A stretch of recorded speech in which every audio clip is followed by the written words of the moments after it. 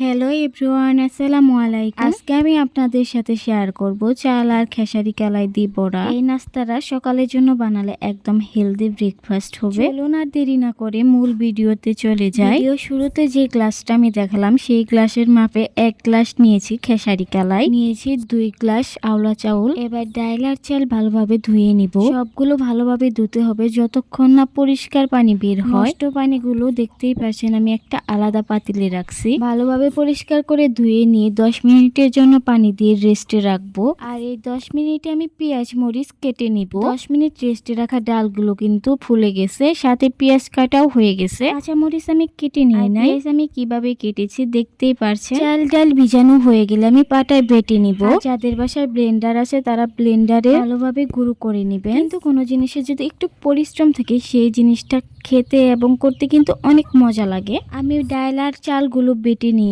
দিয়ে দিলাম পেঁয়াজ কুচি, মরিচ, 1 চামচ ধনিয়া গুঁড়ো, 2 চামচ মরিচ গুঁড়ো, 1 চামচ লবণ, 1/2 চামচ হলুদ গুঁড়া, সামান্য একটু গোলমরিচ গুঁড়া, সাথে একটু তেল দিয়ে ভালোভাবে মাখিয়ে নিলাম। যে কোনো কিছুতে তেল দিয়ে নিলে মুচমুচে হয় অনেক। এবার কড়াইয়ে তেল গরম করে সবগুলো বড়া আমি ভেজে নিব।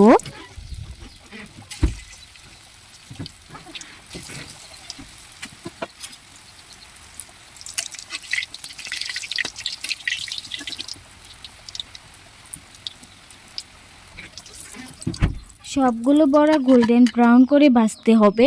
আর এই বড়াগুলো খেতে অনেক মুচমুচে, অনেক মজা হয়েছিল। আল্লাহ হাফেজ।